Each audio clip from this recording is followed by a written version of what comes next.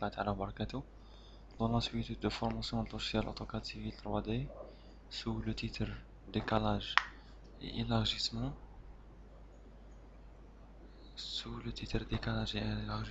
je vais montrer la méthode comment créer des décalages à partir d'un axe existant et ajouter des décalages, des élargissements à des axes de décalage existants. D'abord, comme ça, on a l'axe qui existe déjà. Après, on sélectionne l'axe, bien sûr. Dans le nouveau onglet sous pavé de lancement, sélectionnez axe de décalage. Ici, vous pouvez personnaliser le nom, donner le modèle de nom de décalage, par exemple. Ici.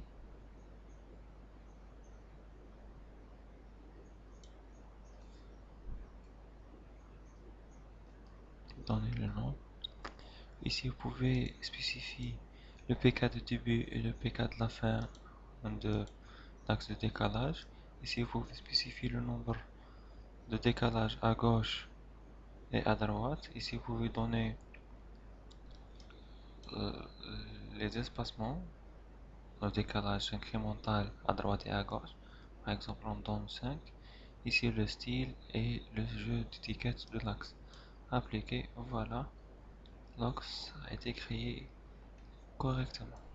Maintenant, après la création des axes, vous pouvez le modifier. En cas de modification de l'axe principal, j'attire votre attention que les deux axes de décalage créés seront mis à jour automatiquement. Maintenant, on passe à la création d'un élargissement. Pour créer un élargissement, il faut sélectionner l'axe de décalage et vous pouvez accéder à la boîte de la création des élargissements en utilisant deux méthodes, ajouter un élargissement bien sûr, ou bien ici, ajouter un élargissement automatiquement. Pour notre cas, en utilisant ajouter un élargissement, et pour ça, donc un nouvel axe. Ici, vous avez une question, non.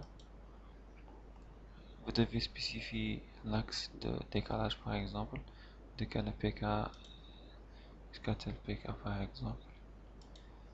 Ok, élargissement en mode de 10. Voilà. Notre élargissement a été créé directement. Ici, dans cette boîte, vous pouvez modifier les données. On va marquer ici. Les paramètres de décalage, on a de 10, vous pouvez le changer les données à 20. Voilà.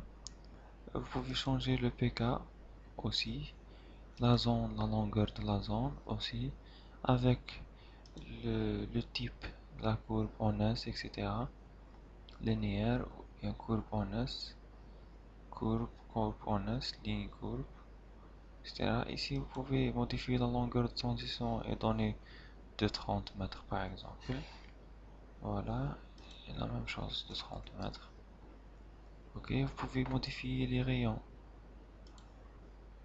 Ici, utilisez par exemple, vous pouvez utiliser le 10 et le 15. Voilà, pour modifier et rendre l'axe ou bien la zone élargir plus lisse, plus correct, c'est-à-dire comme ça presque. On a terminé cette formation qui montre comment créer les axes de décalage et l'ajout des zones d'élargissement beaucoup plus pour les stations de bus ou bien les arrêts de bus.